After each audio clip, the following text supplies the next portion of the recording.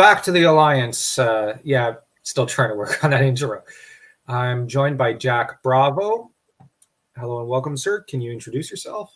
How's it going, y'all? I'm the artist Jack Bravo, creators of Tools of Fate, the um, comic book and a web series that's going on right now. Cool. I don't know whatever you want to know. You can ask me anything. Ask me anything. I'm an open book. What's the meaning of life? Okay. I can tell you, but if you want me to answer that, Sure. 42. I personally believe the meaning of life is to glorify Jesus Christ, and that your life should be used for that purpose, and at whatever tools that He gave you, that's what you use to do that. So if He made you an artist, that's what you use in that regard. If He made you a singer, then you use that in that regard. If He made you a bricklayer, then that's what you use in that regard. You always use whatever talents He gave you, and that way you will find fulfillment in life. And so God gave me, the ability to be an artist, Which is a and good gift. that for that reason I use my art, and I try to tell a story that's going to point people to what I believe is the right direction. That's what my mentor, Don Bluth, once told me. He said, politics and culture are not downstream from each other. If you mix them, it poisons your well. But God is downstream from culture. And art and creativity comes from the Holy Spirit. And gotta agree. Like I said, I'm French, so I'm Christian. So doesn't get Frencher than that. Yeah. We probably agree on a lot based on some of the things that I've seen. We probably agree on a lot of things. And when I watch some of your previous, shows, we would agree on a lot of things. And I think it's good for Christians and Christian-minded people to focus on the things they agree on, because we already fighting the world as it is, man. Yeah. If you've seen a lot of the woke nonsense and the things going on right now, we're fighting an uphill battle just being like an artist with any sense of morality that's not super left-wing nonsense. You're going to be going an uphill battle. And we got to remember, one of the best passages in the Bible is, I got to remember it in English because I read it in French. Before they hated you, they hated me, or something to that effect. Yeah. I think you're referring to Matthew when Jesus talked about if they hated me, then they'll also hate you. And just like the world hated Jesus Christ, if you follow Jesus Christ, then you can also expect to be hated by the world. Mm-hmm. But yeah. And we got to bear in mind, some of those apostles, most of them died horribly. Yeah, all but one. yeah, they all died horribly. But I wouldn't want to be Paul, who was beaten, whipped, and decapitated. Peter, who was, crucified upside down. Or I think it was Andrew, who was flayed or something. Mm-hmm. Oof. But anyways, how did you first get started as a creative? Well, the thing is, I've been drawing ever since I was like maybe 5 years old. And so I had this ability to where my family had they had a lot of people that were very charismatic, storytellers, teachers, things like that. So I've always grew up in a very family that was big on telling stories and teaching other people. And so I got into it when I really started reading a lot of manga. I really started reading a lot of, stories that were long form stories. Mm-hmm. And I saw a lot of things. And then here's another thing that's weird.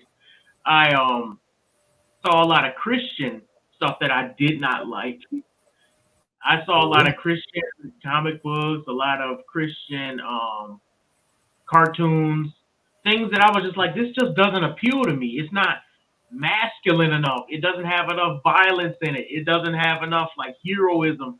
I saw the stories I liked in the Bible, but I didn't see it in too many times. Other than C.S. Lewis, other than Tolkien, those are probably my only two people that I really was like, okay, this is good Christian material.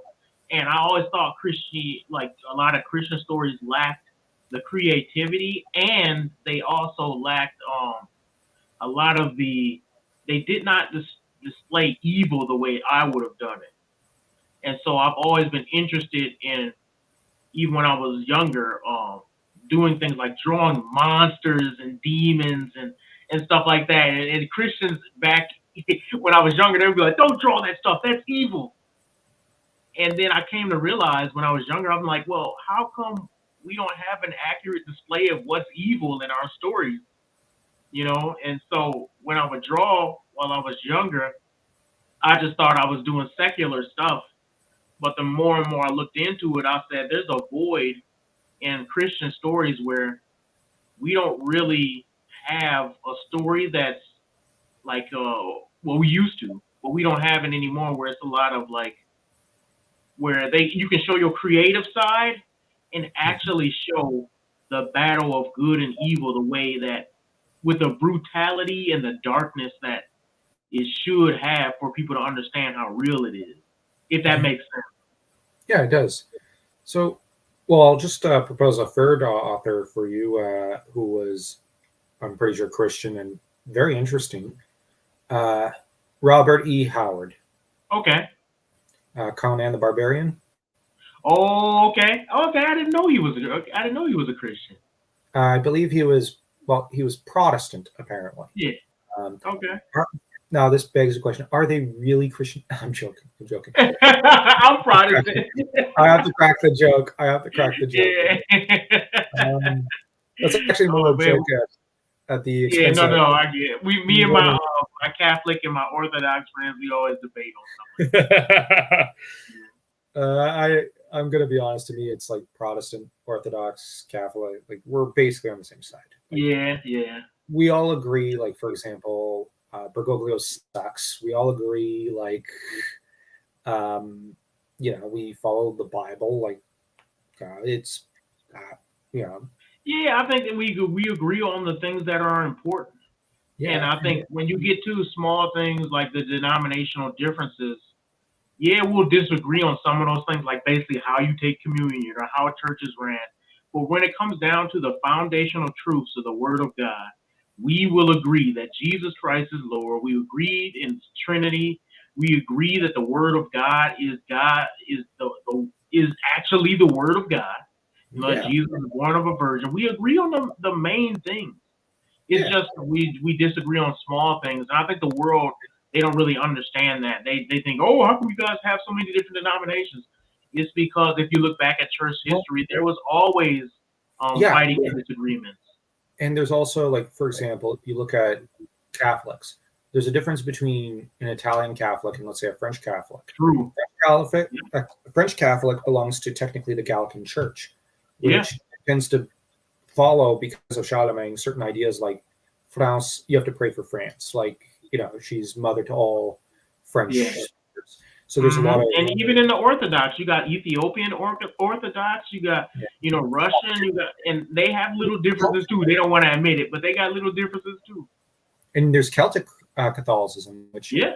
used to be just Irish and Scotland, and they are just hmm freaking interesting. I want to study Yeah. that stuff later. Uh, Anyways, we could go on for hours on this, yeah.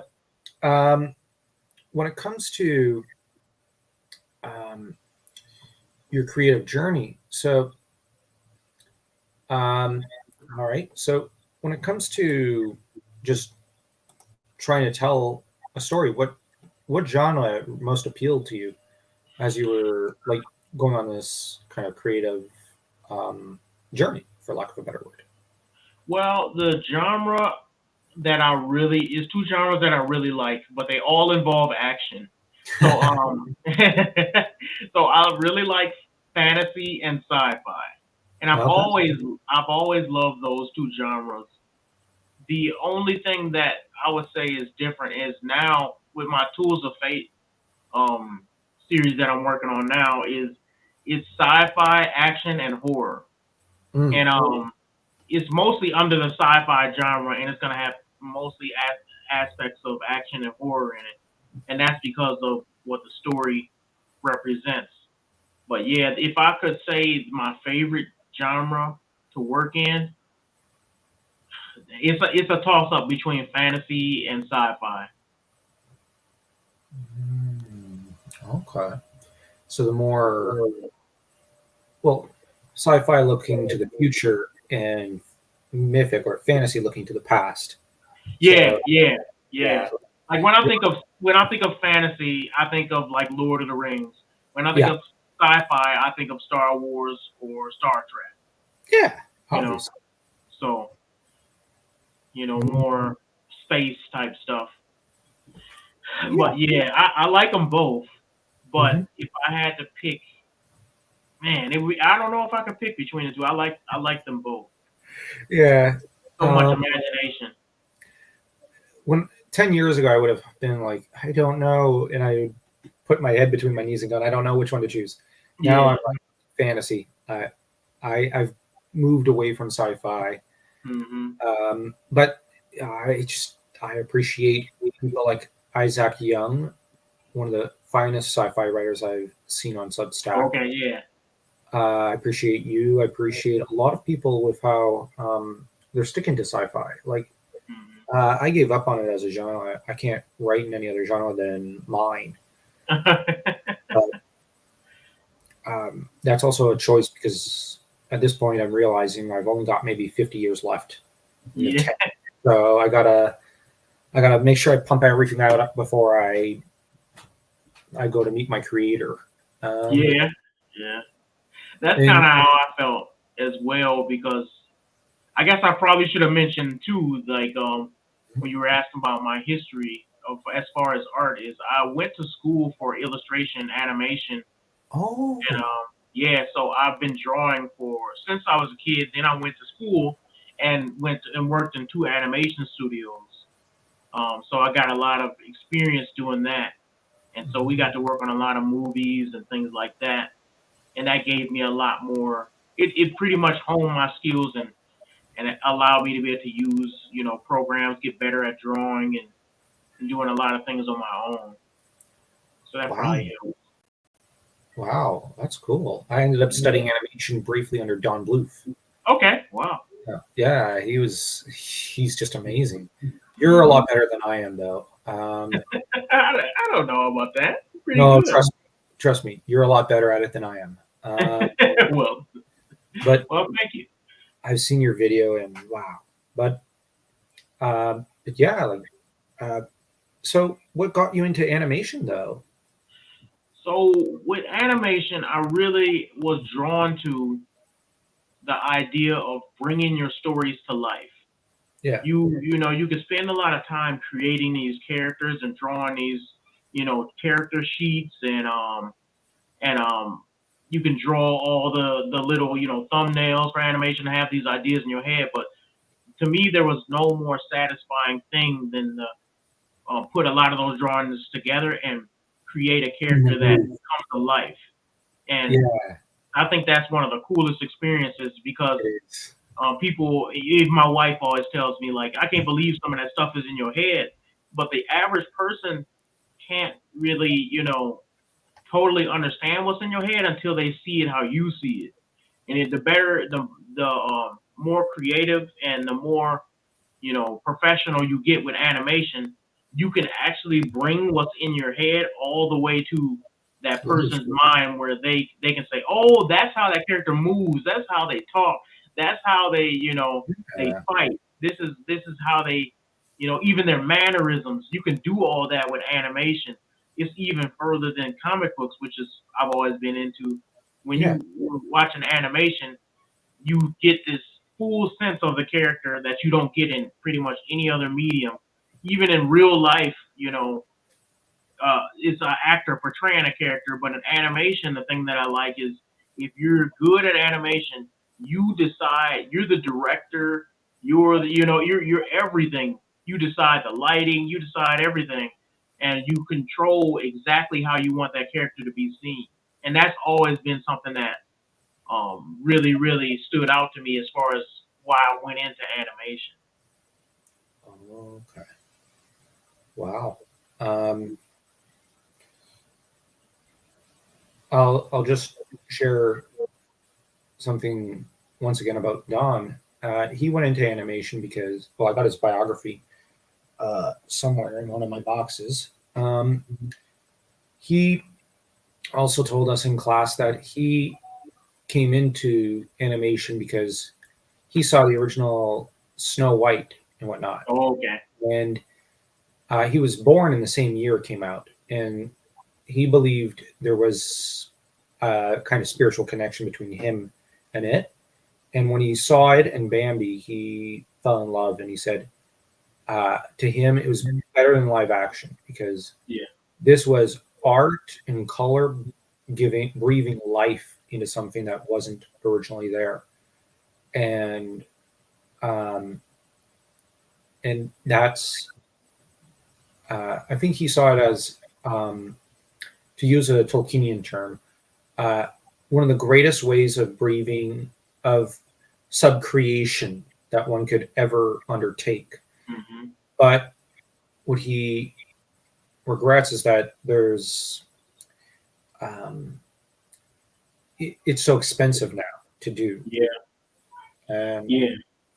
and the paper, like you look at animation paper, most people don't know this, but just a good stack of like I don't know 100 200 costs almost that much money. Like you're like animation paper when you're doing it on paper, it's expensive, and you kind of have to do it a lot in sketchbook and on paper before you can put it on, scan it, put it on computer, start altering coloring and getting all the motions right.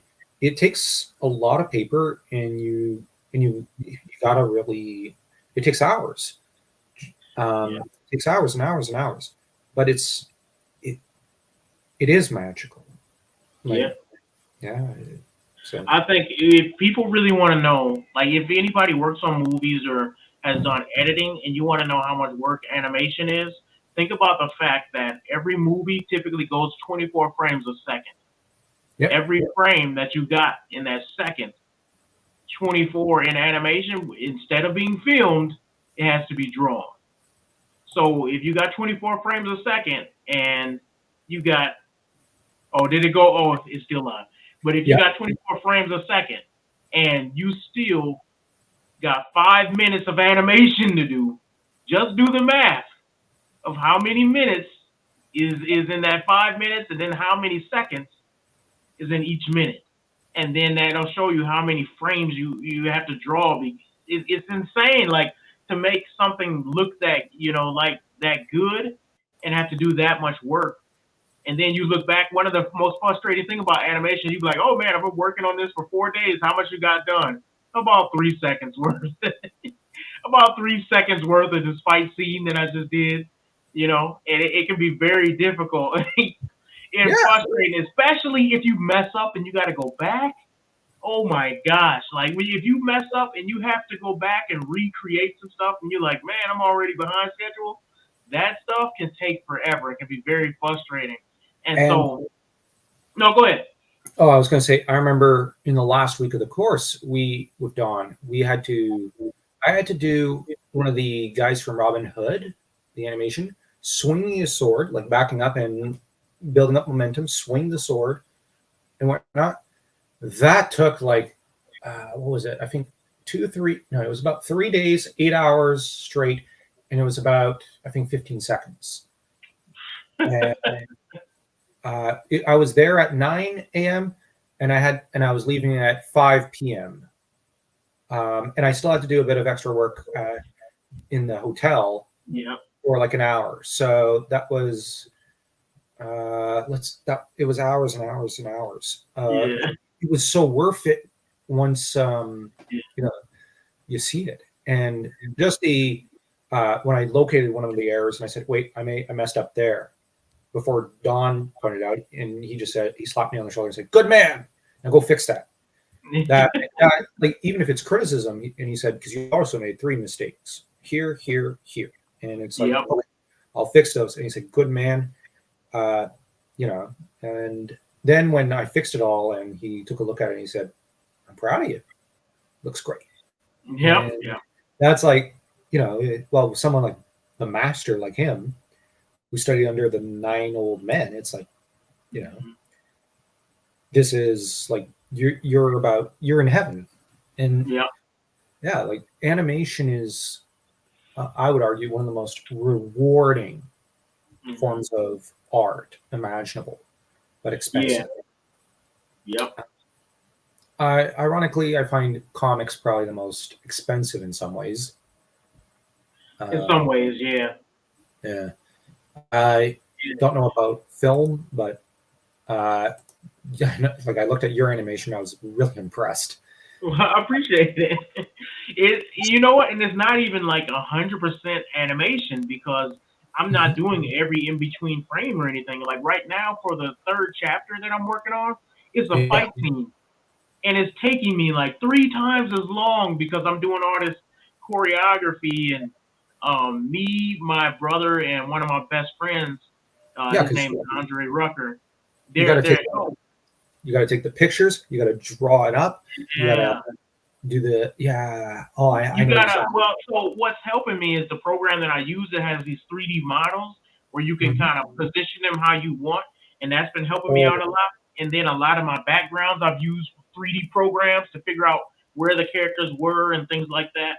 So, but the choreography of making sure that character when he stands, he's on the right side, he's on the north, so he's coming from the north and he's attacking from the east, and so he that has to be you know consistent in everything. So you're looking at, and you don't, the thing that I would hate is for somebody to look at my fight scene and be like, that doesn't make sense.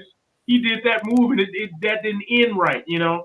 And so you have to be able to be consistent and remember where each character is, what they're going to do, and then planning that out. Like if I was to show you my thumbnails, it would look like a lot of scribbles to the average person.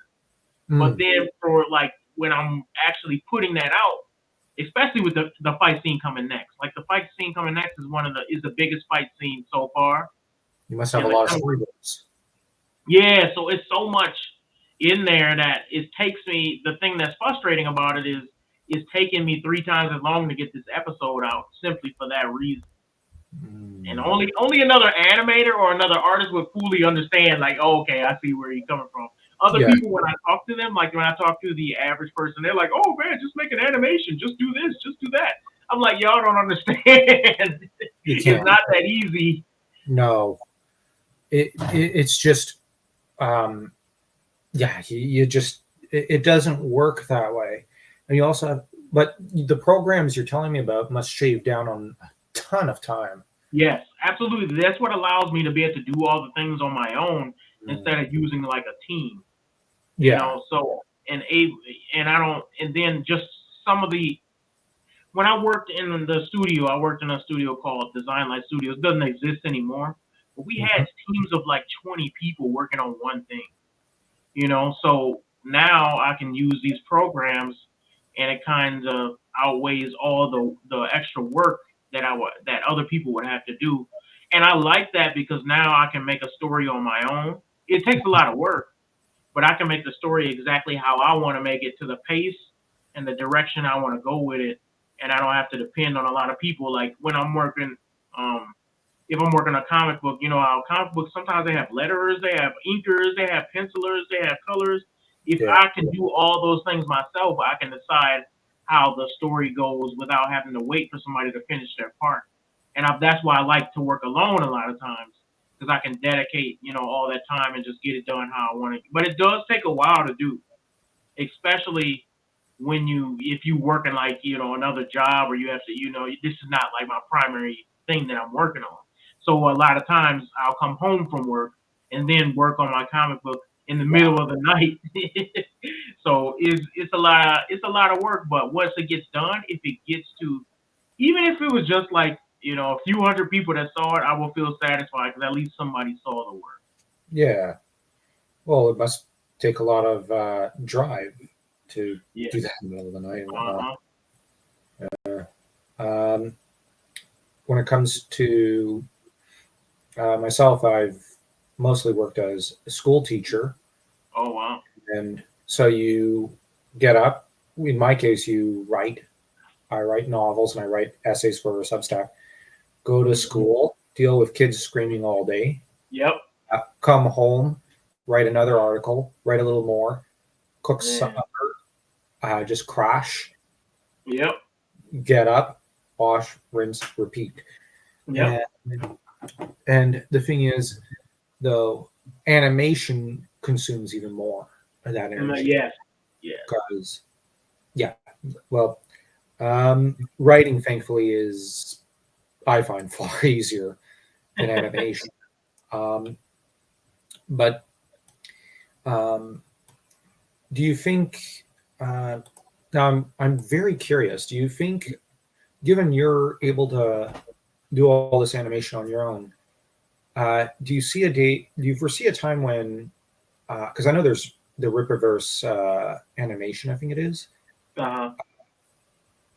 Do you foresee a day when we're going to see more and more of these indie animators coming along, like yourself, Yeah. and I'm in looking forward to it. studios? My fault. What'd you say now? I didn't hear the last part. Oh, sorry. And for like, do you also see new studios coming along? Yeah, and I mean, I don't know how controversial you want to get, but it's a reason because here's the thing. The Mhm. reason why you're going to see a lot more studios and indie stuff popping up is because the mainstream is failing the audience right now.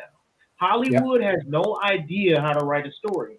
And the reason why they don't know how to write a story, and like people like me, I believe will take over in the future, is because they don't have a grasp on what good and evil is. They think evil is anybody that's not diverse and inclusive, and they hmm think and they don't have any grasp for morality, so they don't know how to write a good story. Imagine writing a story and expecting people to want to get on board with the hero, and the hero's main thing is he's gay, and that's it. That's all they have. yeah, So the thing about it is when you have a lot of the woke nonsense going on, that's overtaken Hollywood and this push for this, the nonsense that they got going on, you're gonna get a lot of indie studios that give people actually what they really want instead of trying to indoctrinate them. And so the indoctrination and what the push in Hollywood, you ever see these Hollywood movies? It frustrates me to no end. I'll see a Hollywood movie and you're like, they had a budget of $20 million. It was a small movie. I'm like, if I had a fraction of that, do you know what I could do?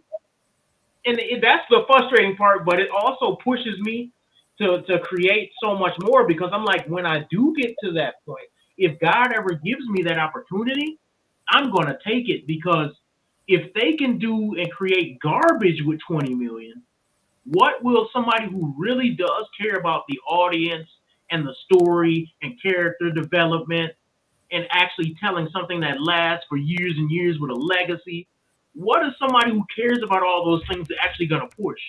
They're going to yeah. be way better than this nonsense that they're pushing out now. Look Because what they did to Lord of the Rings.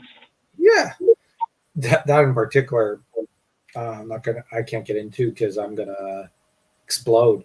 But like you look at that, you look at even 1/10 of that budget of $1 billion. Like you look at 100 million, or even like you said 20 million. Like there's so much that one could do with it. Yes. Um, like if I had like 20 to even a Don once said, and Laval, his adoptive son, for all intents and purposes, said 50 million or 40 million might be the going price for most like hour and a half long animation movies. But hell, even if it's just a 40 to 50-minute animation budget, Mm-hmm. I'm going to be honest. I'd want to just do a Hour of the Dragon animated Yeah. feature Conan, um, versus like and get into Zaltotune and whatnot. Like Yeah. that's basically that's Tex and Lord of the Rings. Like, do that. Like I'd Mm-hmm. want that. Like screw whatever diversity crap they're going to do. Do that. I don't. And here's the thing. I think there's an agenda, and like I said, I don't know how deep you want me to go, but I think there's an agenda to destroy good art and replace it with bad art Yeah. because the good art is what promotes men to actually become strong men. When you Yep. have stories like Conan, when you have stories like The Lord of the Rings, when you have stories like knights fighting like off dragons, Yep. it inspires men is what it does. It takes these young boys who read these stories and they say, I want to be like Batman. I Mm. want to be like, Superman. I want to do the same things I read in Goku and manga and things like that. they see that stuff and they look at those guys as heroes, and it inspires them to go out and achieve and actually fight for what they believe in. And I think the powers that be do not like that, because when you got to have girl bosses, and you got to have men in dresses and things like that. You have to do a lot of those things, because now men are they don't those type of men, the men that read stories like that, they're not going to get up and achieve anything. And so you want your men to be stifled. You don't want them reading heroic stories. You want them reading stories that keep them, um, basically, I can't even say the word. You want them to have stories that take away their masculinity and their masculine drive.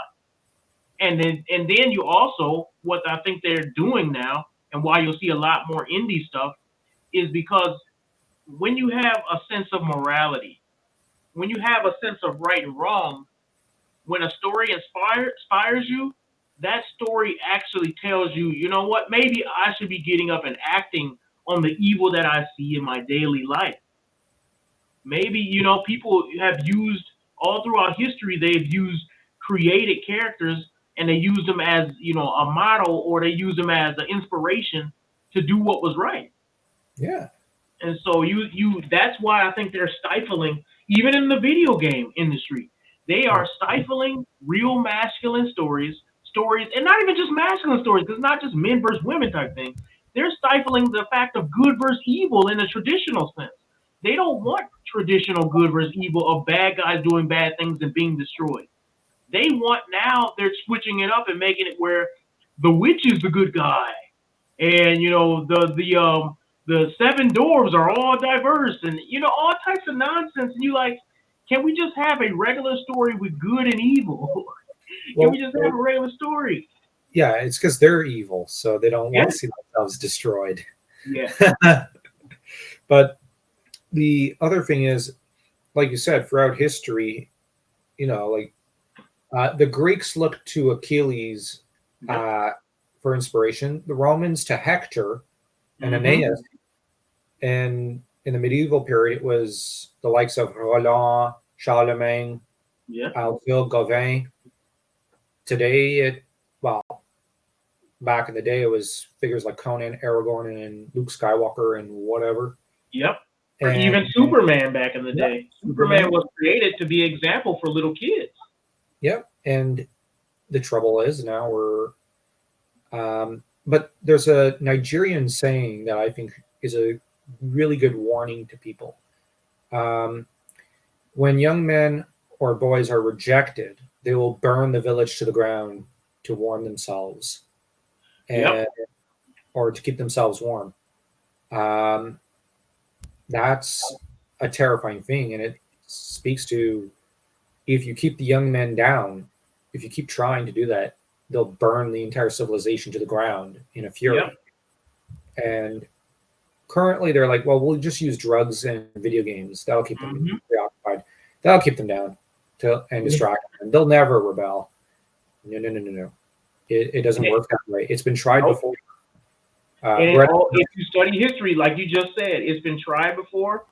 and It it failed. doesn't work. The young men will get up and they will say, "We need a common enemy," and they will destroy things. And if you have a young man unguided, you see that in America right now, where there's groups and bands of young men that are unguided with nowhere to put all that energy. And what do? They destroy, they steal cars, they break into places. We have a problem now where they're breaking into, stores, 20 of them at a time, and just looting and grabbing everything in broad daylight. Is bands of roaming men, young men that are just doing dumb stuff. And the Yeah. thing about it is, if those young men, they need direction, they need heroes. This is why people get so upset when they go towards a person like Andrew Tate or something like that. And I'm like, well, I understand why they're doing it, because they have no guidance. And if they Yeah. don't have any guidance, who are they going to go towards? We can't. They're not going to be a girl boss. They're not going to like the next. No matter how much you shove it down their throat, they're not. Men are still men. They still want to see heroes. They still want to have adventure. They still want to fight the bad guy. And if you just take that away, then they just don't know who the bad guy is, and they start destroying things that are not bad. They're going to do something. It's just a matter of what are you going to push them towards doing. I guess it's a matter of directing the energy. Yep. So, and well, I'll just comment real quick. What I find so interesting is that Eastern Europe, or at least good chunks of it, and Japan don't seem to have this problem, but Nope. Korea, Western Europe, and Northern Europe, for that matter, and a good chunk of Southern Europe, and Canada and US, all, it's a nightmare. Yes. We have fallen to the wokeism, the super left wing ideology. We fell down to it and we bow the knee to it every day. And I think of one of the reasons why I love Japanese manga is because they still have the traditional hero story. Weak guy starts off, he doesn't have the girl, he doesn't have any money, he's a loser. And then through hard work and developing his powers, he can finally defeat the bad guy and become the hero.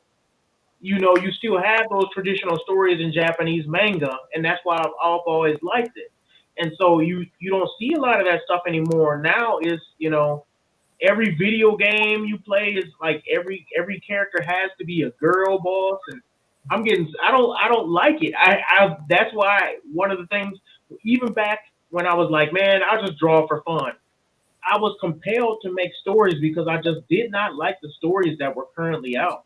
There's a Yeah. few that I like, but I just did not like a lot of the things I saw, and I said, this is just not for me.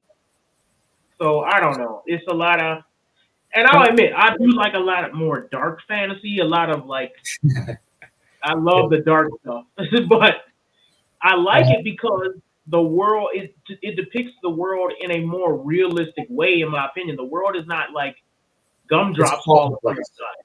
You said what now? I said it's a fallen place. Yes, and What's I love that. interesting. What's interesting is um, Tolkien and Howard. I would define as having written more mythology than fantasy. But if we were Yeah. to classify like Tolkien, well, you look at Tolkien's Silmarillion, I'd say that's pretty dark Uh-huh. stuff. Because like you look at Children of Hurin, it doesn't get darker. I Yeah. don't know if Yeah. you read it. Hurin, uh, well, has to sit on a chair and with the devil next to him, Morgoth, as he's given Morgoth's eyes to see how Turin, his son, ruins his own life, becoming a bandit, trying to redeem himself, damning some of the elves, only to then make the wrong choice, get people killed, and marry his own sister, only to screw up. She kills herself, and then, as a friend of mine once put it, he decides that it's already been a bad run. Let's not make it worse, and falls Mm. on his own sword. But the that's one of Tolkien's stories. That's one of the Yeah. first he wrote. He wrote some of the darkest stuff I've ever seen. And I've seen people say, "Well, it's all cheerful, like good versus evil." No. You read the Silmarillion, it's dark, it's depressing, you want to cry half the time. And I'm saying, it's like, holy crap. And Yeah. I actually, well, I'll just real quickly say an anecdote. I had someone come in and say, complain about my Olymp no Machi story. This is too dark. And I went, yeah, but I'm writing in the mode and theme like Silmarillion, like Tolkien. No, Tolkien wasn't this dark. No, no, no. Like I'm actually putting the kitty gloves on. He was way worse. But Yeah. and I'll also add that what's interesting when um, teaching at a French school is that most of the boys are reading Dragon Ball. Yeah. They don't like when it comes to comics. It's either bande dessinée because they're French, or for manga, it's usually Dragon Ball Yep. and occasionally Demon Hunter, but it's almost entirely Dragon Ball. And the girls, interestingly, follow the boys' tastes. So, like, the boys will, like in my sixth grade and fifth grade classes, they would be the ones to say, this is bad or this is good quality stuff. And the girls will Hmm. then follow them, except Yep. on occasion. There's a few times when the girl was well, I've one class, it's just hilarious because I can't give the name, but one girl is named after an empress in history, and she kind of sets the course. Her and one other girl sets the tone of the class, but that's grade 2. But in grade 5 and 6, it's the boys who are defining the taste and the Hmm. standards and the quality of, and even like some grade 4 classes. It's like, because I'm teaching English, um, they decide whether like they like mythology, for example. That's the standard. Everything Hmm. must be compared to the Norse sagas or Tolkien. And so the little girls are trying to say, well, does this meet that standard? And I know people don't like to hear this, but little girls can either be bossy or followers. And the little boys are deciding the direction of things. Hmm. And in my classes, it's usually more the young boys I have to try to, you know, direct towards the class Hmm. subject. They want to learn, but like I said, it's the girls will follow the boys' lead half the time. Yeah, that's And because that's how society's supposed to work. I don't know. People don't like to say it, but that's how God decided society is supposed to work. Men are supposed to lead, and women are supposed to follow. Now that sounds male chauvinistic only in today's world. If you look at history, it's always been like that. yeah, And so that doesn't mean that women are second class citizens or we're supposed to treat them like slaves or servants or anything like that. But it does mean that even mhm, my house, my wife likes for me to lead. She likes for me to make the decisions, and then she comes by and then she helps me along the way. She yeah, no, she does not like to just jump in and say, "Oh, we're gonna do this and do that and do that." She doesn't like that. And most women that I know, my mom, my sister, my friends, they do not like to have to take the lead. They actually feel like it's way more stressful for them to have to make the main decisions. And I think if you look in school, you'll see that same thing. When I was in school, it was the same thing. The girls waited to see what the dudes liked, and then they went and followed that. And that's just the way that it is. Only now in today's world do we think it's something wrong with pointing that out. mm. And honestly, if the girls are reading Dragon Ball, there's far worse things they could be reading. Yeah, yeah. Uh, but it's also interesting because I remember growing up, people looked on Vegeta as a role model, but he's a Yeah. buffoon in the actual series. But now the kids, when I ask them who your favorite character is, it's Goku and Piccolo. Hmm. More Mine was positive. Piccolo. I love Piccolo. But the more positive role models who are legitimately badass, not pretend Uh-huh. badass and Yep. buffoonish. So Mm. I think weirdly there's a correction going on with Yep. this next generation. They're course correcting. And I've seen people say, "Oh, we're doomed with that," and Gen Z and Alpha. No, no, no. We're going to be fine. They're like I'd rather they be in office at this point. Yeah. But I think we're living that phrase where it says, bad times create, strong men, and you know how it goes. yeah, But like that's where we're at right now is that the next generation they're being put in this pressure cooker where things are becoming so much more polarized now. They have to make a decision as to what they believe. They're not allowed to be in the middle like we were before. So you're going to get some great people coming out of this generation. I think you're going to get some horrible people. But the thing about it is, the great ones, I think they're going to have more of a drive to actually stand for what's true, more than the other generations did. yeah, If and that makes sense. yeah, and they're very aware of the situation and of the world around them, Yeah. even at 10 years old. Yep. Uh, but can I ask one thing? Why Yeah. manga? Go ahead. Manga, because for one, I love the art. I love the art of manga, and I also like the stories. My favorite story of all time has been Berserk. It's one of the darkest mangas that ever existed. It's of dark. It's like dark fantasy. I know Nothing but death and but I hate it. you hate it? Yeah, Oh, I love it, man. We gotta talk about that. We definitely have to talk about that. What do you hate about it?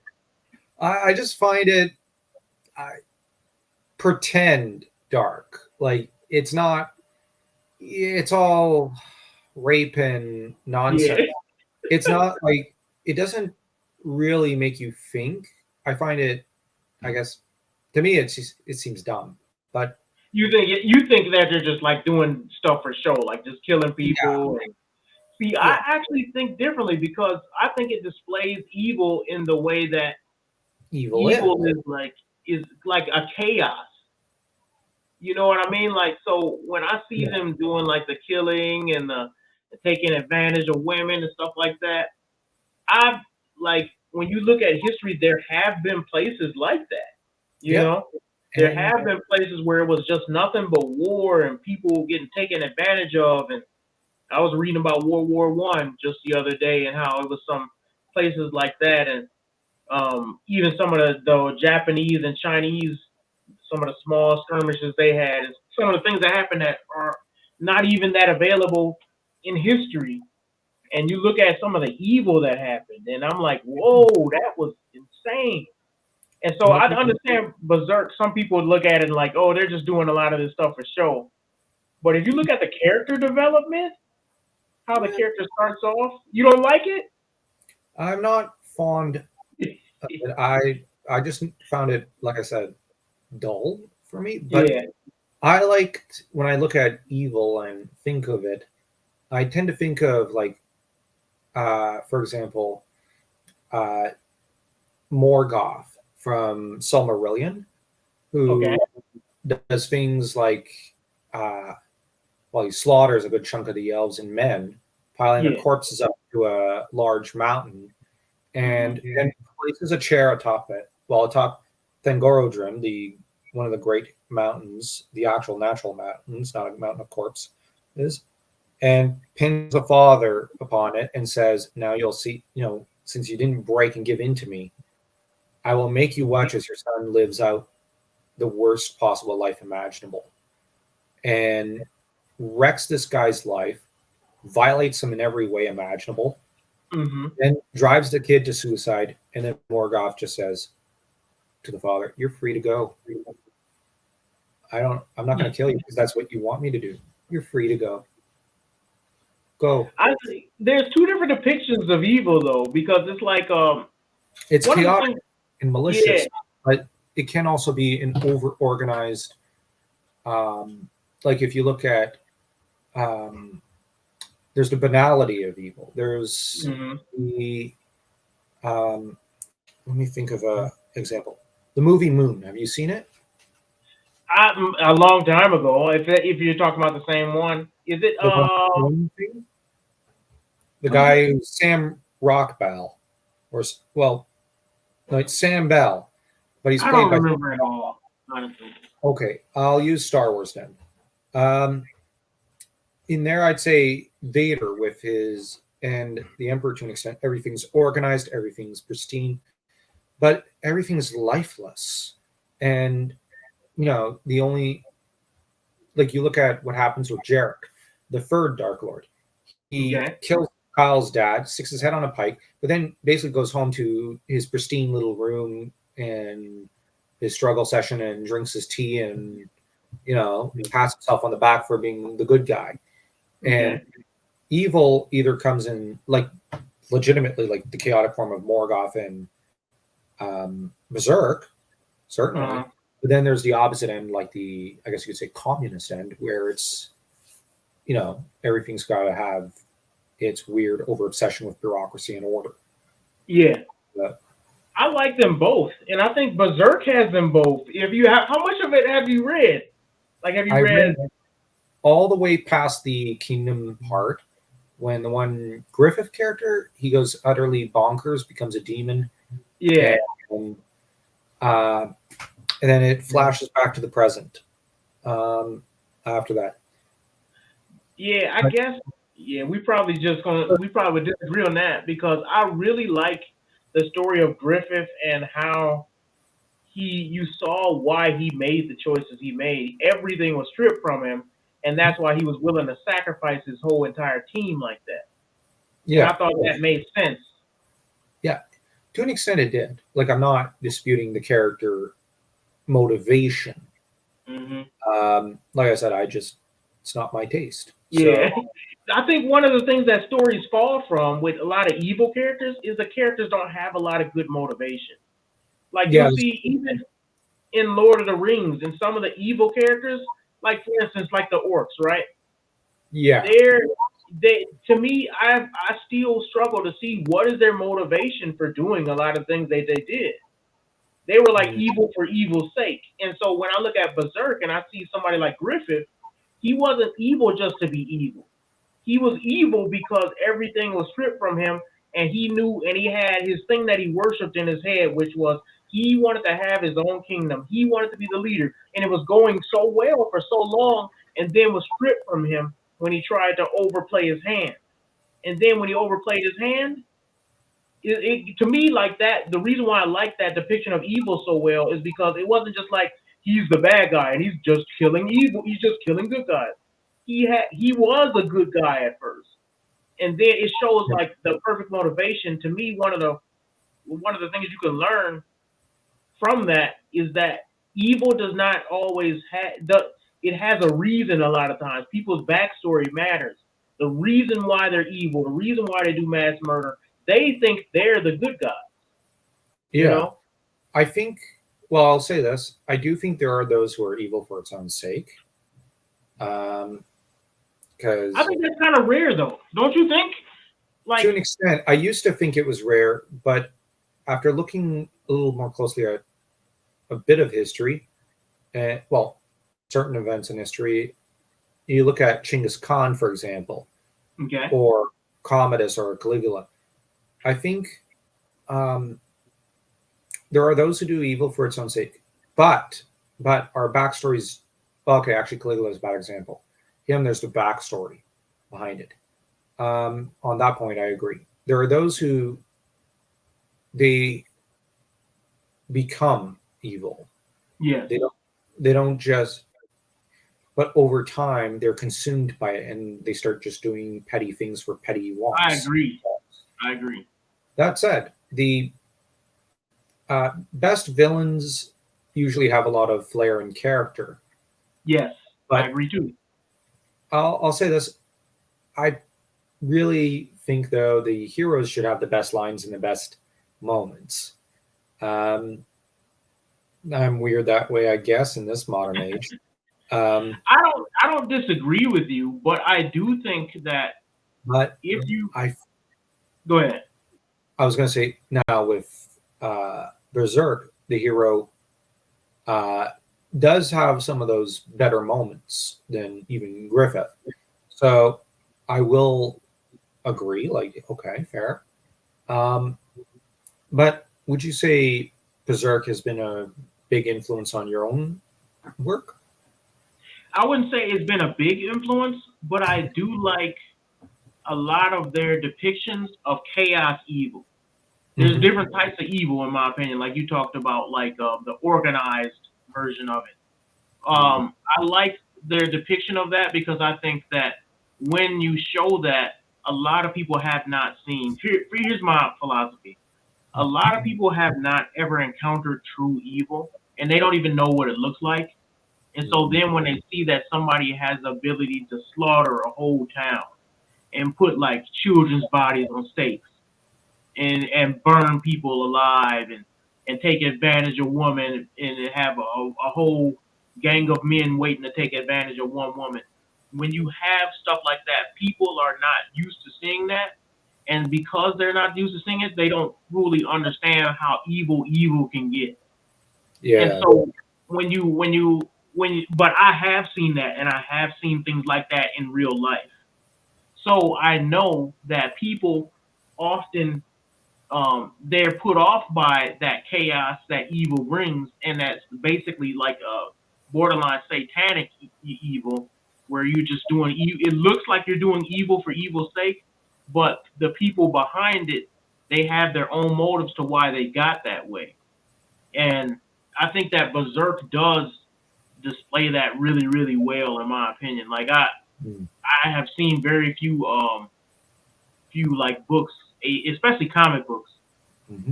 able to show like a bad guy the way that Berserk does Griffith and his backstories. I really like it, but That's not the only one. I like a couple of other stories too. Like, I mean, I love Star Wars, and I love, a lot of. I'm trying to think of all of them at the top of my head, like some of my favorite comic books. I don't like. Here's one thing. Here's a couple of things. Maybe I might disagree with you on this too. I don't like goodness just for goodness sake either. I don't think that. I don't like Superman. I don't like Superman at all. He's so unrealistic to me. And the Hmm. reason why I don't like him is because I don't think Superman will basically have to live as Jesus Christ not to take advantage of his powers. And I've never understood that. If a guy could simply destroy anybody he wants on the planet Earth with one punch, why would he choose not to? If he doesn't know Jesus Christ, if he Yeah. doesn't believe in the same thing I believe, why would he sit there and just not take over the world and become the ruler of that world? I don't understand. Goodness just for goodness sake almost. He's just doing things just to be good, and he has no basis behind what's good. The reason why I even like Berserk in that regard is because the main character Guts, he's not a good person. He's just trying to achieve his goals. And that's what makes me like him because it's not unrealistic. He's not just saving people just to save them. He's not So just, oh, we have to save this village. He's actually doing what he wants to do, and it just goes along with the story. He's actually pretty evil, to be honest. so what would you say of now I'm gonna offer up some flawed care heroes. Just off the top of my head. So for example, you've got I'll use one that's more a children's story, Shrek. I'd say would you say he's actually sort of realistic, like in the first movie where he's saving a princess, he's helping, but he's trying to help himself as well. But he yeah, has a wounded, broken soul. I think that's why Shrek was so appealing to people is Okay, because he wasn't necessarily the average good. He was more realistic than the guy just running in the castle, just trying to, save the princess. He actually was just doing his own thing. You know what I mean? And I think people were drawn to that. But and then I there's, do think that and then there's Frodo. Frodo. Let's, I like Frodo. I love Frodo. what But people don't realize is Frodo, though, uh, throughout the journey, just wants to go home. yeah, the He, reason why I like Frodo in terms of like writing a hero, or as far as like from the perspective, because I'm always thinking of like how would I write a story. mhm. If the reason why I like Frodo is because he was put in that position, he didn't want to be in that position, and that's to me how I see a lot of modern day heroes. The more realistic hero story is a man doing what he has to do, not just because he just wants to be the hero. Frodo was put in that position because he was the only one who could do it. And so Mhm. therefore he gets more respect when I see him more when I look at things in terms of realism, in terms of that's very believable. I can look at him and say that's very believable because he's not the typical, oh, the strong dude who had to train with his sword and wants to save the princess. He's like, man, I don't want to do this. I don't want to be here. But if I don't, everything I love will be destroyed. And And the so sad that's why I like him. and the sad thing is, though, Frodo, as the story goes on, becomes more confident. Says, Yep. "Yeah, I am a great guy. I am brave." Hmm. But then he finds out at the end he cracks and breaks and gives in to the ring, and that Yeah. shatters his self image. Yep. And in the epilogue, he's never the same. He's broken. So Yep. he goes, And yes, here's the other thing that the stories did that the movies didn't portray is how much the ring had an effect on them. yeah, Like that lasting effect it had, and that's I think Tolkien he was such a great writer because what he did was he showed like the dread of when you're with this thing that represents pure evil, you cannot go in there unscathed. You mhm. know, you can't be around it and just sit there and act like it's not gonna bother them. It took, it made a man. What's Frodo's uncle? I forgot his name. Bilbo. Yeah, but he even lived longer because of that. Like he was affected forever because he had that ring, and a lot of people don't realize what I think the writer was trying to portray when he gave Frodo that task. it was like he knew it was going to train. He was expecting to die, and that was heroic about it. Is he was like, even though I gotta die doing this task, I'm still gonna do it, and that's what made it like super cool because other stories is like we're gonna win, we're gonna go home, we're going to live happily ever after. That was not what the Lord of the Rings story was. No, none of them. Well, some characters did have their happy ending, but Yeah, it was they really had to earn it. Uh, yeah, yeah, there was suffering even in the yeah. epilogue. I would argue. I've seen people say, for example, the most unrealistic of the gang was Samwise, but Yeah, I argue Samwise was the most realistic. He's motivated by love for a friend. He's just yeah, following. He's like, well, I'm just trying to make sure my friend survives this. yeah. Arguably, he's the cowboy, his best friend who sees the cowboy who's becoming a drunkard and trying to say, listen, let's pull that bottle away from you just for like Hmm. a few nights. Maybe you go home. You know, he's the best friend character. So, Yeah, and like I'll say I do think there is the do-gooder, the ultimate do-gooder is a thing. Can be well written, but I'll say, in my view, like the more I don't imagine good being some benign little thing, but more like Aragorn and Conan. It's not okay. safe. It's Yeah, not safe. It There is anger and there is, well, I guess, righteous fury, and yeah. like you look at Conan, no one insults him with impunity. Like he will Yeah. destroy you if you piss him off, but he's good. He's chivalrous. He's Yep. honorable. And that's what I mean. Like, I think characters should be balanced in that Mm. regard, where nobody is just doing good just for the sake of doing good. They have to have a motivation behind what they're doing, Yeah. and it has to make sense. It can't Okay. just be, I want to have a character, and he goes and he saves the world, and then he comes across a little girl and he has to save her and stop everything he's doing, even though it's at the expense of other people dying. Like he No. has to be put in situations where it shows his character and his philosophy. And And if if it he, doesn't show, go ahead. You were gonna say something? I was going to say, and if he's truly trying to do good, he will suffer more than anyone Yes, else. yes. Suffering and goodness are part of it, and the difference between Hmm. good and evil is good will keep doubting itself And throughout the here's another thing. He can be good. You have in order to write a character like that, you have to have a good grasp of what good actually is. And Mhm. what happens is when you're writing a character, he's going to be doing things that are good, but the audience will be like, "Well, man, I wouldn't have done that. I wouldn't have maybe, they might not fully understand, but he's being pushed by his philosophies and the things that are pulling his conscience in a certain direction, and he's gonna struggle with that. And I hate when I don't see characters struggle. You ever read a book or seen a movie where the good guy, he doesn't want to kill anybody, and then he finally has to kill somebody. He doesn't even struggle with it. It's just like, well, I guess I just did that. That's Yes. not that's not very good writing to me. No. Like, So I don't know. I that's see a lot where of that. I'll actually say one of my favorite fall from grace stories. I don't know if that's a term in English. Um, Yeah, uh, it en français, it would just be shit. Fall. is. Um, it would be Star Wars Episode 3. And Yeah, even Episode 2, I'll include Episode 2. I know a lot of people don't like the it's all Obi-Wan's fault scene, but I love that scene because in that scene, what Anakin is really doing is saying, I want daddy. Why isn't dad here to yeah, make it all better?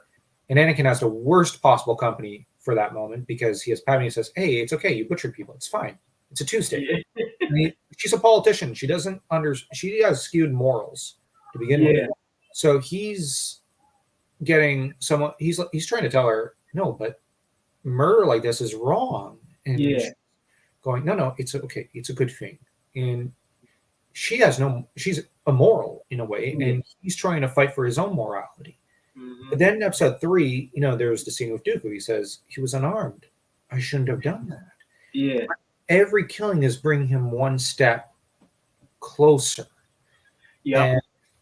And I think this is one thing where George showed us. I'm going to say this in a way, it's a horror sci-fi. It's like if you look at it from Anakin's perspective, he's wanting to be good. He wants to stay a good person, but every decision is backsliding him and Yeah. further bring him down the ramp. In that regard, I think George wrote something one of the best stories in that regard with the prequels ever. Yeah. You I think know, he did do a very good job with because that. Yeah. Go ahead. well, by the like by the time Anakin reaches Mustafar, he doesn't even physically resemble the guy he did at the beginning of Episode 3. He Yep. doesn't look anything like him.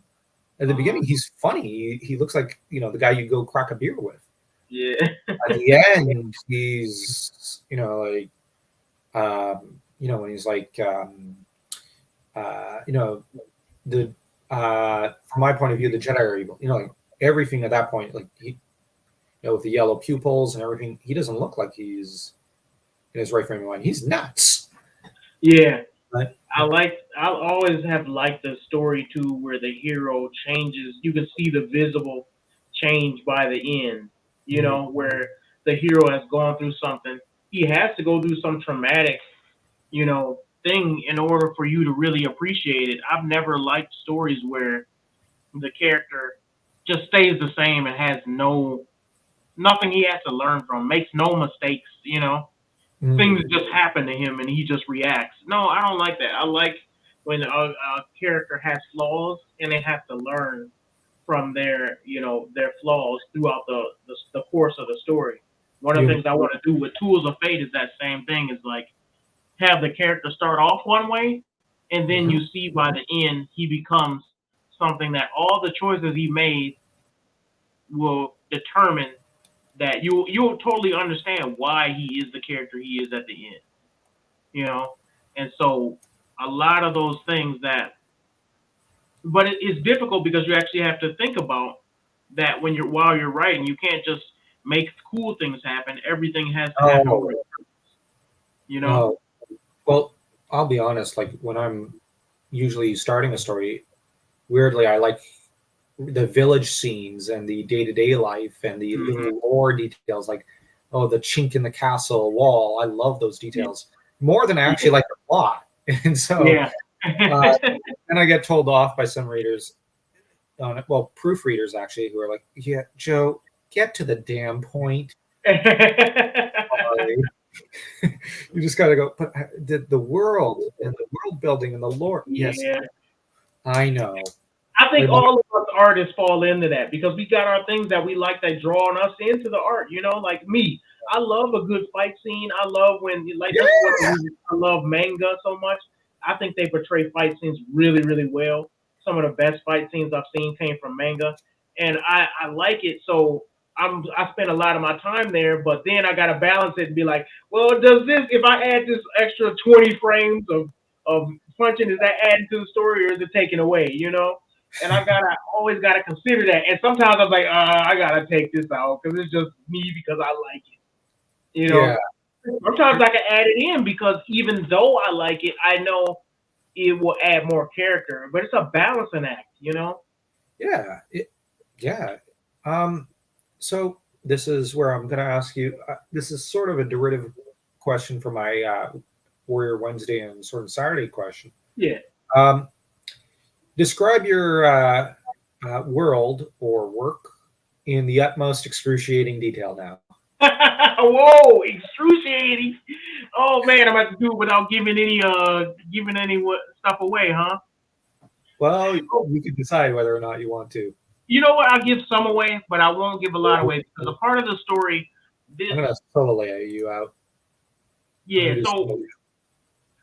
the Tools of Fate series that I started. It's a sci-fi, horror, and action-based series, and the whole theme of that is what would happen if evil had ruled the world for a long period of time.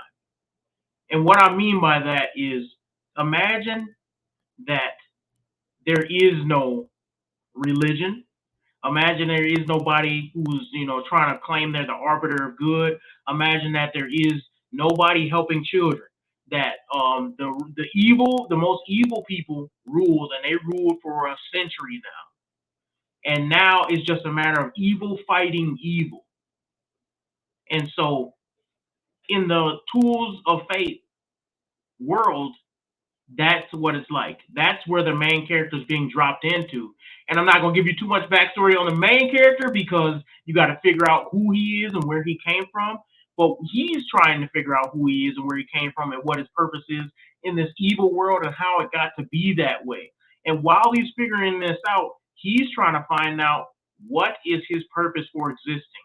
He doesn't know if he's created. He doesn't know if he's on the evil side or the good side. He doesn't know where he came from. So he's trying to figure things out just like the reader's trying to figure things out. And while he's figuring more and more things out about the world, he figures out that there are different factions, there are different sides, and they're all fighting for power, and he plays a purpose in that. He's very important in that fight for power. And when it comes down to it, he has to decide if he wants to be used as a tool or if he wants to go on with his own purpose, or if he wants to do what he was created to do. So he's going to find out his purpose in all of those things. And I don't want to give too much away in that, but I will say it's going to deal a lot with philosophy. There's a lot of metaphors in it. There's a lot of secrets in there. There's a lot of, if you read into it, you will see, oh, okay, that's what that means. The factions represent different types of philosophies going on in today's world. You're going to see a lot of things about the main character when he has to make a decision. It'll represent a lot of the philosophies that are attacking, our world now. And one of the things I think that's very important about this is how here's another. I don't think people grasp this that well, but when evil takes over, how bad does the world actually get? What is the limit to what mankind will do to other men? What will be, and these are the questions I want the reader to ask. What will happen if you have a whole group of people that just enslave the weak? What will happen if they determine that young children can be used for energy, can be used for creating, drugs where they can, take parts out of them and use them for drugs? What will happen if the world was ran by people like that? We talk about like Illuminati and things like that. What would happen if those a secret elite cult group was running the world and ran the world for centuries? What would it look like when people are forced to do ritualistic things? When nobody has regard for human life, it's going to be kind of like a dystopian type future where one of the factions, and this is where I'll give you some information that nobody has yet. One of the factions was so profitable during their time or their reign that they created a lot of things because they had the money to do it and they had a monopoly. And so you'll see the world reflect that. You'll see the world have buildings that are not even used. They'll have weapons just preparing for war that were not even used. They'll have complete cities that were destroyed in war that you can look and see it's not even one person there anymore. But they were preparing before a great war happened. You'll see empty places and people and things that don't make sense because now people have given their lives over to trying to prolong their lives and live forever. You will see a lot of monstrosities because mankind doesn't know who they are anymore. They're trying to figure it out without morality, without God. So they're trying to figure out how to go about life. What is when you take away God out of a society? How evil does it get? And they become monsters. And they become monsters where a lot of them are fighting for power. And they worship themselves. They worship the idea of mankind lasting forever. You're going to see a lot of where you're going to have to figure out which faction is actually good, which one is actually trying to push what's right, which one is just trying to be the next ruler over what's left of the world, because the world has been through many wars. I would say, in another fact that nobody knows yet in this part of the comic book yet, because I'm only on part two, episode two, and episode three will be coming out in the next week. But the one things that you have that none of the viewers have seen yet is how much of the world has been destroyed from war, and how much death has happened, and how people are treated, just like in modern day history, how people are treated like animals, like cattle, and used um, just to exploit or to use for power for the rich, and for those who are elitist groups that look down on the rest of humanity like they're pieces of meat. The main character, I almost can't give away anything, because if I do, it'll show, it'll give away too much of the book. But that's pretty much what I'll say about Tools of Fate. I don't know if you have it. You can ask me any more questions if you want to know anything else. But that's pretty much the gist of it. All right. Let me check my questions and see if you can answer these questions. 3 are the other side, you see. I couldn't resist a Monty Python reference. It's about the best thing Britain's ever given the world that we French didn't do first. I'm joking. I have to taunt them. And anyone who understood that joke gets a cookie or a badger. But okay, what comes after Tools of Fate? I don't know. I've had a different series that I was working on. It was a web comic, and it was called Broken Hearts. It was like a fantasy series. Mm-hmm. No, it was called, my fault. It was called Broken Hearts, Broken Worlds. But it was like believe it or not, it was a fantasy in action, and it had a bits of romance in it. So I haven't determined if I would go back to that or not. After that, I haven't decided. I'm thinking about working on a video game if I can learn more about how those are. I've been looking into that with my animation background, seeing if I want to dive into learning all that takes to work on. Well, But, ironically, you brought up video games. I'm in a video game job training course right now, okay. where it's about the writing. I know a bit about the design process, Uh-huh. but so ironically, I might be able to give you some pointers there. Yeah. Help out a little. I don't know. But the writing process is a lot more robust than I originally expected it to be for video games. But yeah, do go on. So video games. What kind of program are you imagining? Like Unreal Engine for 3D? Yeah. Unreal, Unity. I haven't decided yet because I'm looking into both of them. Mm-hmm. But whichever one suits the purpose first. And I haven't even decided exactly. Me and my brother were thinking about a JRPG style game. Oh, but yeah, so I was just doing some of the character designs. I wish I could pull them up right now, but maybe I'll drop some. I think I dropped some on Twitter. It was a couple of them a while ago, but yeah, we were doing, because we really love like the some of our favorite games are JRPGs. So I've got ironically, when I was taking video game art years and years ago, because I'm old, I was supposed to specialize in 3D art. I ended up just spending all my class time working on 2D art and like RPG Maker art and whatnot, and SNES era stuff. And that pissed off the teachers so much. And some of the students were like, "You wasted all your time perfecting like PlayStation and Super Nintendo stuff." Yeah. Yeah. Don't you if I can make a JRPG, it will be in that style. Yeah, same.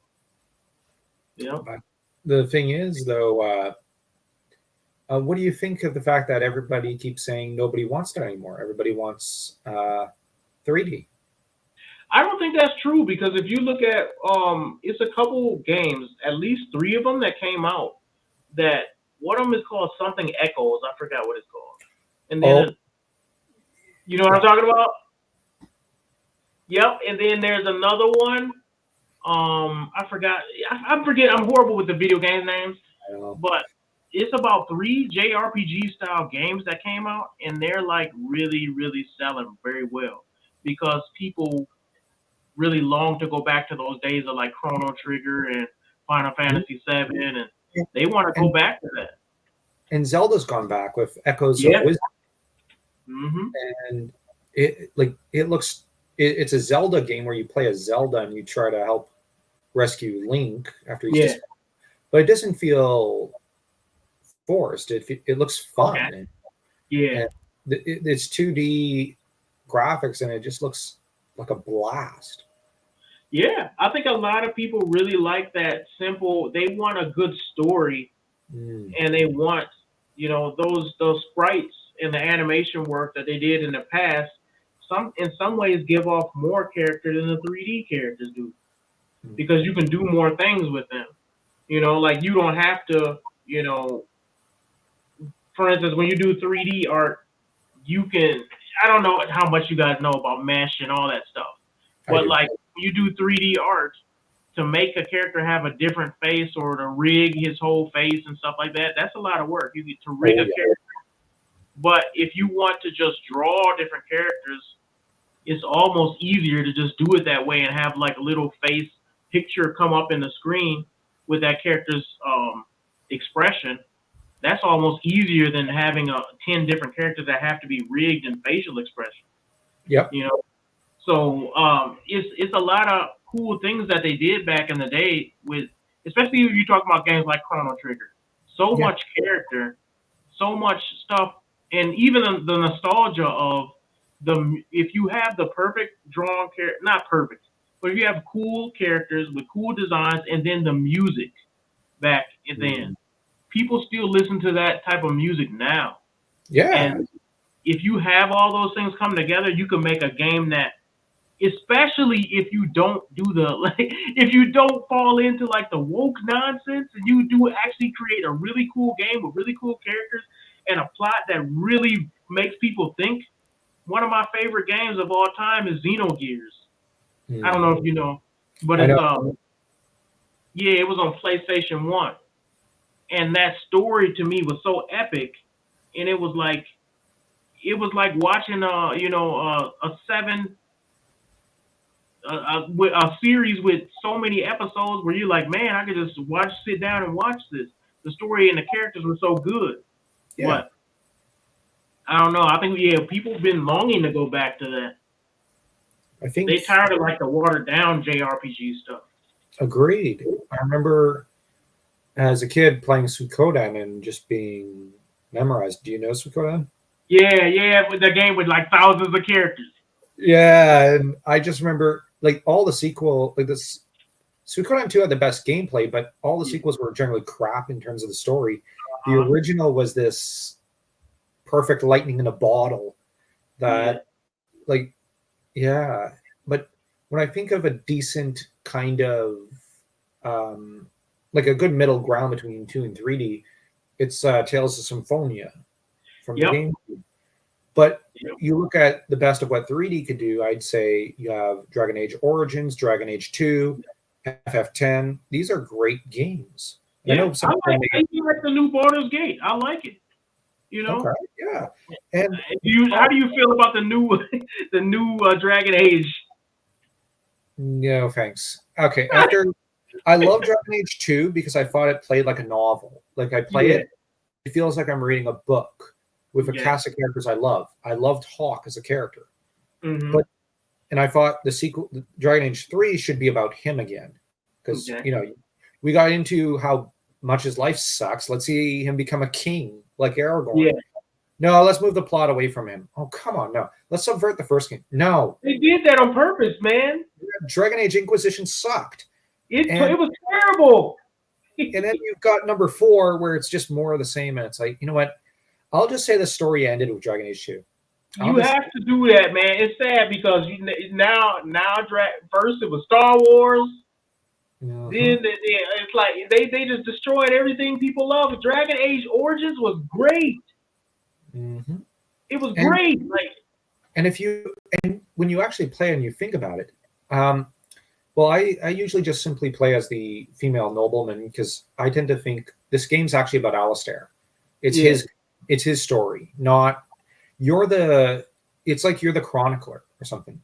But the most involved version of the player character you can be is pretty much his wife. And because it's about Alistair. In Dragon Age 2, what I liked was, finally we're playing the main character. We're not watching from the background. It's like watching him. I want to be the main character. Oh yes. Oh, great. And he's the main character. And there's a joy in being the lead and not being the body leader. But the problem is 3D after that era has really spun out and it's gotten worse and worse and worse. Yeah. We might as well just go back to 2D. And honestly, 2D RPG games, and I stopped playing video games a little while ago, but during COVID, I was playing video games again, and it was all RPG Maker games. None of it was actually the mainstream stuff. Yeah. And I eventually picked up Conan Chop Chop, which is just 2D spoof Conan game where you go around chopping monsters. And I can't understand for the life of me why. Part of me is like, I don't understand why anyone would want to go back to the mainstream stuff. But that's just me. It's like, and of course I had to do a game review, and it's like, review a game you really like. It has to be from the main stream and whatnot. Okay. And I just went, okay, I'll go back to 1996, I think, 99 to Valkyrie Profile. I'll just go back. I know that. That's an RPG too, right? JRPG? Yeah, my favorite game of all times, alongside Asian RPG. I've seen it, but I haven't played it. But I'm a big JRPG fan. I love a lot of those games. The Japanese perfected storytelling in video game format back in those days. Yeah, and such interesting characters. Yeah, so if I could make a game, it would probably be a JRPG. You know what? And it would be cool to my brother's working on perfecting he's a writer too. My brother's a writer, and he's working on the story of the JRPG. I should let you look at it and just you will probably get a kick out of it. Okay, sure. I mean, you could probably and he's very him and I. We're both pretty good at taking criticism. We don't take anything personal. So if you were to be like, that sucks, or this is trash, or this doesn't make sense, he would be like, oh, okay, I can see why if you got a good reason for it, especially as a fellow writer, he would take your criticism very well. Okay. Yeah, he's good at that. But I've always wanted to make one, and since he was a writer and he was more like the math person, so he was doing the program. At one point, we were creating a JRPG. He was doing all the programming, and I was doing all the art. So too. Holy crap! Your entire we had to scrap it because it was taking too long. It was just, we had we had our battle system and everything, and then we had to scrap it and we were doing this in RPG Maker. We were doing some custom things. Yep, we were doing this RPG Maker at one point, but it was just this was way back in the day. I'm talking about when we first were in college. Because I'm 40 now, so when we were this is early 20s, and we were or mid 20s. I forgot when RPG Maker came out, but and we were working on it together, and then I moved away and stuff like that, so we had to stop. But it was going pretty good. Now we're trying to bring it back, but it's just a matter of getting the time to do it. I remember I had an idea for an RPG Maker game, but it would span 30 years in universe. And it'd be you'd have a rebellion at the beginning, and then you switch perspectives from one character to the other. complete the chapter, move to the other perspective, complete that chapter, and Mhm. whatnot. And it was like, and I remember thinking, well, I'll make this like a 60-hour game. And Did you like Baldur's Gate? I haven't tried it. Really? Uh, Okay. no, I don't have the space on my computer anymore. Oh, Weirdly, okay. I don't What's your know favorite current RPG? my current. Okay, I've not played anything in Oh, almost 10. okay.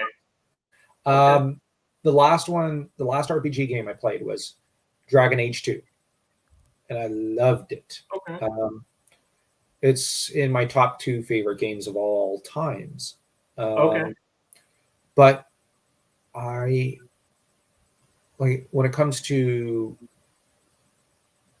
well, I think that's unusual for me because I usually find Western RPGs they're really really good or really really crap, I and know. Yep. they try to make like, oh, let's have all the blood, let's make it as we'll just imitate what the Japanese do, but we'll make it all realistic. And it's like you're not imitating the Japanese at that point. You're just Yeah. No. jettisoning everything, and you're going, let's make it grim dark. Let's make it grim dark, and everything has to be hyper realistic. No. That's not how the Japanese do it. I Like know. but the Japanese know how to make it seem both idealistic and bloody dark, like Yep. Suikoden. Like you look at any of every chapter of the first game, everything is like is really dark. And Yeah. like actually, real quick, Wendy has a backstory a bit like Griffith, the last of her tribe. Oh, Uh, okay. and it's implied she later killed Hikusak centuries before the first game, and Mhm. that twisted her. She made one moral concession like Griffith, till she just sold herself, like her soul in a way, and then she falls in love with Barbarossa, and like, but she's petty. She keeps trying to wreck McDowell's life just to get even till she can maybe make him crack and give her soul eater. Yeah. But so man, but JRPGs back in the day were really good, and I've been seeing a few new studios cropping up, mostly indie JRPG studios here in the West and over in uh, Yeah. Japan. I think because they don't take a whole team to make. If you use a program that works, and plus like the indie, we were talking about indie games. I think people long to go back to a time where it wasn't all this propaganda in their stuff. So that nostalgia of going back to that period where it was just a good story and good characters. People long for that. So I think you're going to see a lot more of that coming out. Oh, okay, well, I hope so. Yeah. I hope to also see older forms of, I guess, prose and literature. Hmm. But uh, I'm pretty much out of questions, so I'll just ask, where can people find you? Well, if you go to YouTube, you can go to Tools of Fate. Um, Mhm. it's just Tools of Fate 66, and that's going to be the channel with the Tools of Fate episodes will be on there, and then it'll just have a couple shorts on there about like the making of Tools of Fate. Oh, Um, if you go follow me, just like where we met on Twitter, if you go to Jack Bravo, you'll find me there. There you're gonna get all my political takes, though. you gonna get all you gonna get all that. But at the same time, like I post a lot of artwork there. I think Instagram, we're starting a Tools of Fate Instagram, and then we're also remember you introduced me to Substack. I just started one there, mm. the Tools of Fate, and then and then we're also starting a Tools of Fate TikTok, and that's just gonna have like clips from there. So Wow. all of that, me and my wife are starting, and we just jumping on that this week. So you can pretty much find me. The main thing is on YouTube where the episodes are released. Mm. Okay. Well, I'll have to grab every link I could possibly find, or you could send me, and I put can it. send you some. Yeah, I'll put them in the comment section because for some reason I can't put it in the description right now. Not for a month or two, I think. So I'll have Yeah. to put it in in the comment section. And I actually have to wait till I can pin it, but thankfully the Alliance authors, well, not thankfully, but the channel is still pretty small, so I don't have to worry about competing for space in the comment section.